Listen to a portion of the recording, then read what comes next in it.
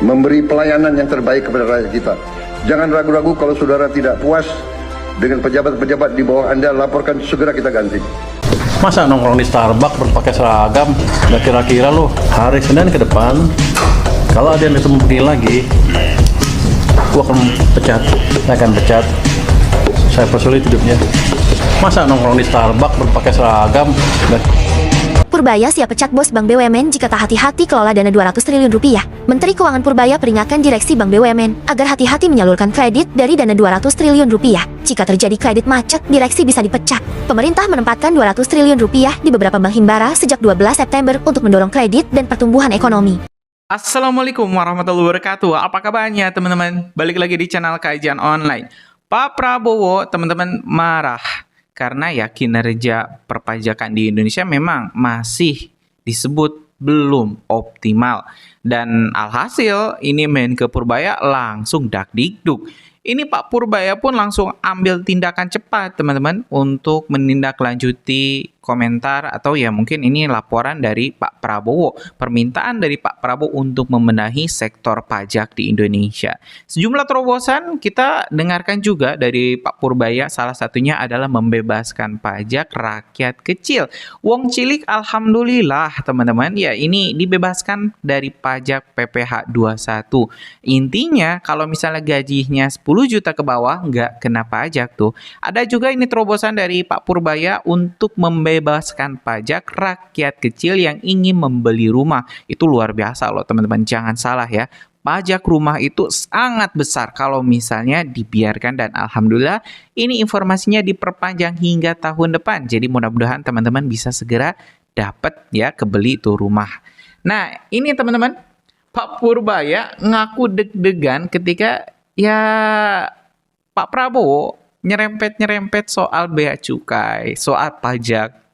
Pak Prabowo ingin semua lini ini kenapa disorot pajak? Karena salah satu pendapatan terbesar APBN kita ya dari pajak. Harus rapi kata Pak Prabowo. Ya kita mending dengar saja deh langsung ya komentar dari Pak Purbaya seperti apa biar lebih jelas. Oke teman-teman, yuk kita simak informasi selengkapnya. Memberi pelayanan yang terbaik kepada rakyat kita. Jangan ragu-ragu kalau saudara tidak puas dengan pejabat-pejabat di bawah Anda, laporkan, segera kita ganti. Begitu banyak orang yang mau mengabdi. Tidak ada orang di sini yang kebal, yang tidak patuh, tidak bekerja keras untuk bangsa dan negara dan rakyat. Saudara saya beri wewenang, copot segera. Suruh tinggal di rumah aja daripada bikin susah kita. Purbaya siap pecat bos Bank BUMN jika tak hati-hati kelola dana 200 triliun rupiah. Menteri Keuangan Purbaya peringatkan direksi Bank BUMN agar hati-hati menyalurkan kredit dari dana 200 triliun rupiah. Jika terjadi kredit macet, direksi bisa dipecat. Pemerintah menempatkan 200 triliun rupiah di beberapa bank himbara sejak 12 September untuk mendorong kredit dan pertumbuhan ekonomi. Kebijakan ini meniru tahun 2021 saat dana serupa membuat kredit dan belanja masyarakat tumbuh pesat berkat bunga pinjaman lebih rendah. Dana wajib dipakai untuk sektor real seperti UMKM dan ekspansi bisnis, bukan beli SBN. Bank harus lapor ke Kemenko tiap bulan. Pemerintah berharap dana ini mendongkrak kredit, tambah lapangan kerja, dan pacu ekonomi.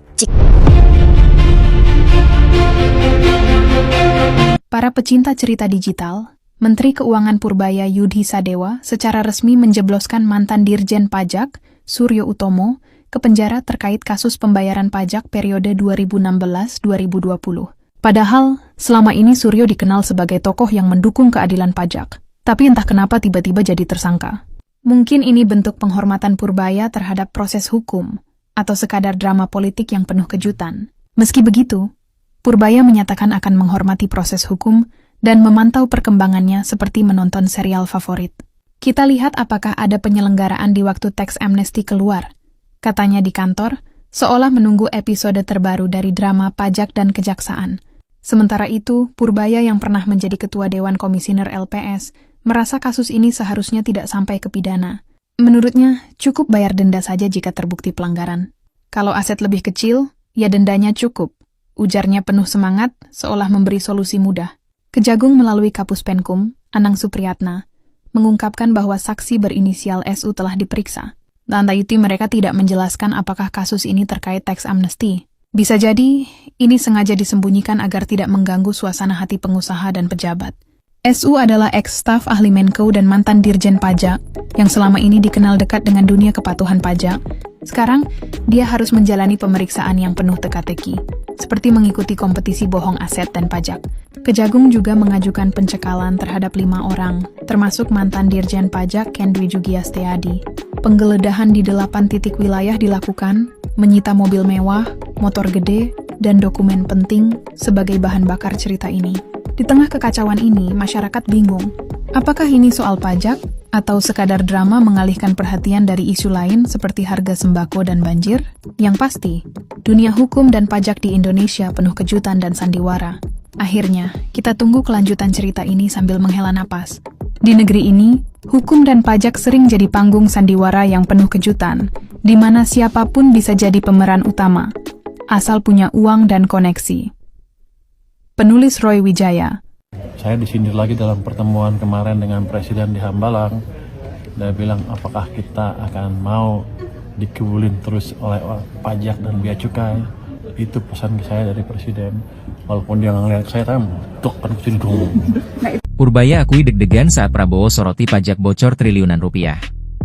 Sindiran Presiden Prabowo Subianto soal kinerja Direktorat Jenderal Pajak dan Direktorat Jenderal Bea dan Cukai membuka kembali persoalan kebocoran penerimaan negara yang nilainya bisa mencapai triliunan rupiah per tahun.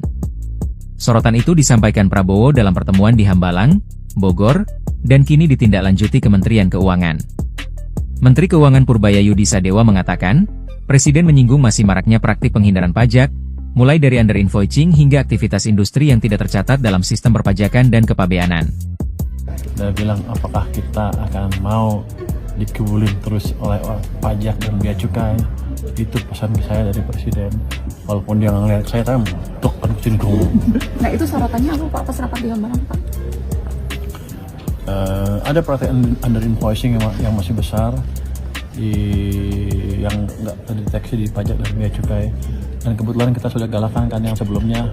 Dia, Prabowo, bilang, apakah kita akan mau dikibulin terus oleh orang pajak dan bea cukai? Itu pesan ke saya dari Presiden.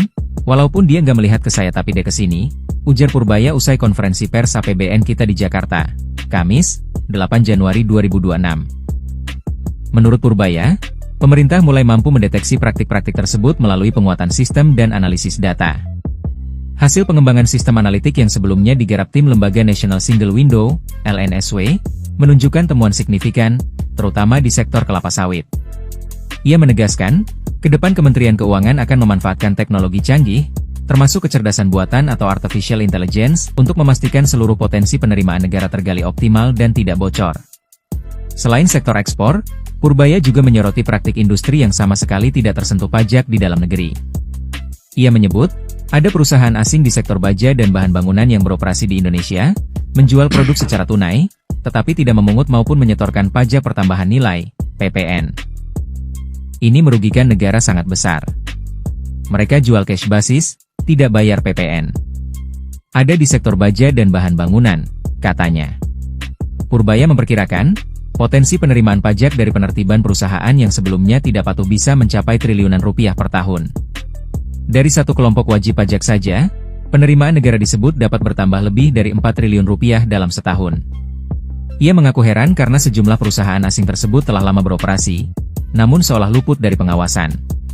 Padahal, menurut dia, aparat di lapangan seharusnya memiliki informasi yang cukup untuk mendeteksi aktivitas tersebut. Untuk itu, Purbaya menegaskan akan melakukan pembenahan menyeluruh di lingkungan Direktorat Jenderal Pajak dan Direktorat Jenderal Bea dan Cukai. Penataan organisasi dilakukan agar aparat bekerja lebih serius dan profesional. Yang bagus akan kami selamatkan supaya tetap bekerja. Tapi yang tidak mau berubah dan tidak bisa dibenahi, akan kami rumahkan. Ini harus dikotakan dengan jelas, ujar Purbaya. Wah, ada yang panas di Senayan. Sebuah perdebatan publik meledak. Bukan soal anggaran, tapi soal siapa yang boleh bicara. Ketua Komisi 11 DPR RI, Muhammad Misbahun, melontarkan kritik tajam kepada Menteri Keuangan Purbaya Yudi Sadewa. Ia meminta Purbaya berhenti mengomentari kebijakan kementerian lain dan lebih fokus menyusun desain ekonomi besar yang sejalan dengan visi Presiden. Kritik ini bukan tanpa alasan. Misbahun menilai, agar pemerintahan tetap solid, setiap menteri harus tahu batas perannya. Tak semua harus bicara, tak semua harus dikomentari. Namun publik justru terbelah. Sebagian menilai, Purbaya hanya jujur dan transparan. Sementara yang lain menilai, ia terlalu sering menabrak protokol politik. Kini pertanyaannya, apakah kejujuran Purbaya adalah bentuk keberanian atau justru awal dari gesekan baru di tubuh pemerintahan?